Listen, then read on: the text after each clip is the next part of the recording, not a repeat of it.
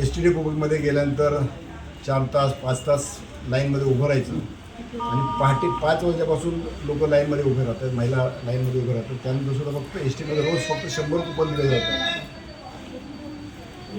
त्या 100मध्ये नंबर नाही लागला तर पुन्हा नंतर दुसऱ्या दिवशी यायचं आणि तिथे नंबर लागल्यानंतर ते कार्ड मिळण्यासाठी पुन्हा 1 महिन्यानंतर किंवा 20 दिवसानंतर एस टी डेपोमध्ये जायचं, चक्रा मारायचं, ते कार्ड 15 पाडून घेण्याचं. ते NCMC नॅशनल कॉमन मोबायलिटी कार्ड म्हणजे संपूर्ण देशामध्ये कुठेही चालणारं कार्ड, स्मार्ट कार्ड त्याला बोलतात. महाराष्ट्रामध्ये एस टी महामंडळाच्या अर्ध्या तिकिटासाठी हे फायदेशीर ठरणार आहे. 1 ते 12 या वयोगटातील मुलींना असंही अर्धं तिकीट असतंच, परंतु 13 वर्षापासून ते पुढच्या सर्व महिलांसाठी, मुलींसाठी एस टीचं अर्धं तिकीट त्यासाठी हे कार्ड उपयोगी येणार आहे. त्याचबरोबर 65 वर्षावरचे जे ज्येष्ठ नागरिक आहेत त्यांनासुद्धा या कार्डचा फायदा सगळ्या ठिकाणी होणार आहे.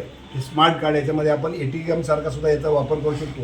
इमर्जन्सीमध्ये कुठे या स्मार्ट कार्डमध्ये आपण जर पैसे टाकले, कार्ड एस टी महामंडळ फक्त पैसे देईल, पण त्या कार्ड देईल, पण पैसे त्याच्यामध्ये आपल्याला टाकायचे. जसं आपण टोल नाक्यावर भरण्यासाठी किंवा इतर ठिकाणी, तर हे त्या कार्ड आपण ATM सारखं सुद्धा करू शकतो. पण ATM सारखं जास्त न करता जेवढे आपल्याला एस टीच्या प्रवासासाठी लागतील तेवढे त्याच्यामध्ये टाकायचे. म्हणजे आपल्याला पैसे खिशात घेऊन द्यायची किंवा पर्स मारली, पाकिट मारलं असं होणार, कारण ते स्मार्ट कार्डमध्ये असणार आहेत पैसे.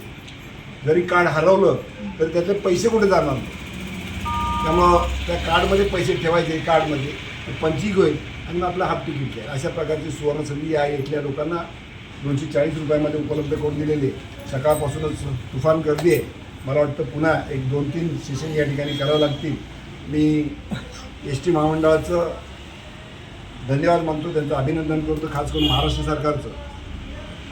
देवाभाऊंनी जसं लाडक्या बहिणींना सांभाळलेलं आहे, तर सर्व बहिणींना म्हणजे फिरणं आजकाल कठीण झालेलं आहे, महाग झालेलं आहे, न परवडणार झालेलं आहे.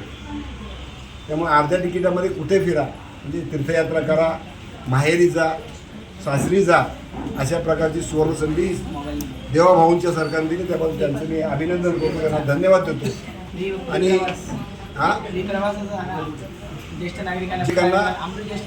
अमृत ज्येष्ठ नागरिक म्हणजे 75 वर्षाच्या वरचे त्यांना फुकट प्रवास आता फिरायचा आणि आपल्या जीवनाचा आनंद घ्यायचा. आतापर्यंत कुटुंबासाठी राबलेले आहेत, आता स्वतःसाठी जगण्यासाठी सरकारने संधी उपलब्ध करून दिली, त्याचा नक्कीच फायदा घेतील.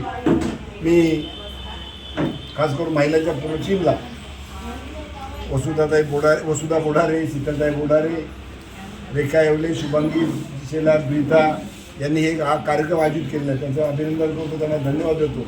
अशा प्रकारच्या महिलांसाठी सुविधा उपलब्ध करून द्या अशी अपेक्षा.